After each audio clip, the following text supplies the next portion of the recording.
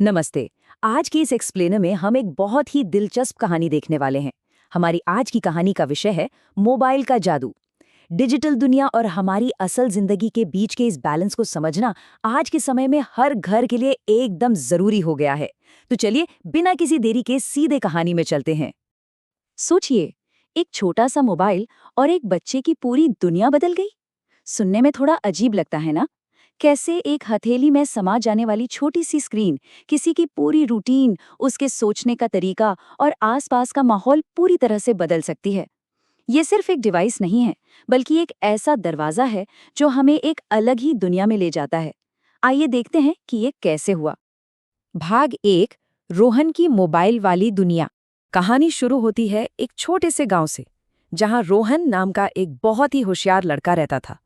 लेकिन उसे एक चीज की बहुत भारी लत लग चुकी थी, और वो था मोबाइल गेम्स। और ये लत कितनी गहरी थी?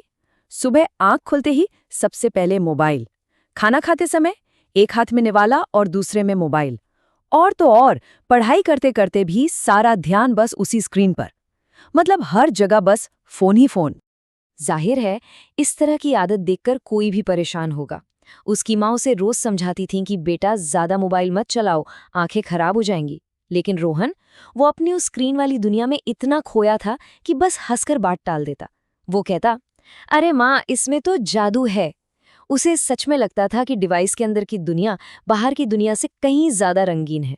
लेकिन असली दुनिया में इस तथाकथित जादू का असर बहुत ही खराब हो रहा था।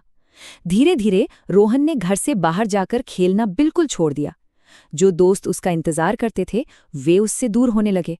और सबसे चिंता की बात, इतना होशियार बच्चा होने के बावजूद स्कूल में उसके नंबर एकदम गिरने लगे। लिटरली इस लत ने उसे पूरी तरह से दुनिया से काट दिया था। अब आते हैं भाग 2 पर। एक दिन हुआ बड़ा हादसा। रात का समय था। रोहन अपने कमरे में बैठा एक बहुत ही डरावना और तेज रफ्तार वाला गेम खेलने में एकदम मगन था। उसका पूरा फोकस बस उसी छोटी सी स्क्रीन पर था। और तभी अचानक धड़ाम! जी हाँ, गेम खेलते खेलते एक डरावने सीन को देखकर फोन सीधा उसके हाथ से फिसला और जमीन पर जा गिरा। रोहन तुरंत घबरा गया। वो जमीन पर अपना टूटा हुआ फोन देखकर जोर जोर से रोने लगा। मेरा मोबाइल, मेरा गेम! उसके लिए ये सिर्फ एक फोन का टूटना नहीं था, बल्कि उसे लगा जैसे उसकी पूरी जादुई दुनिया ही बिखर गई हो। लेकिन सच्चाई तो यही थी कि स्क्रीन टूट चुकी थी और अब कुछ नहीं हो सकता था। लेकिन यहीं से शुरू होता है भाग 3, असली जादू की शुरुआत। अगले दिन क्योंकि अब फोन था नहीं, तो भयंकर बोरियत में रोहन को घर से बाहर कदम रखना ही पड़ा। और बाहर आते ही नज़ारा ही कुछ और था। आसमान में बच्चे मस्त होकर रंग बिरंगी पतंगे उड़ा रहे थे। खुले मैदान में पूरी एनर्जी के साथ फुटबॉल का मैच चल रहा था और पेड़ों पर चिड़िया गा रही थी। एकदम वाइब्रेंट, जीती जागती असली दुनिया। अब यहाँ सबसे बड़ा सवाल था, क्या रोहन वापस घर जाकर उदास बैठेगा?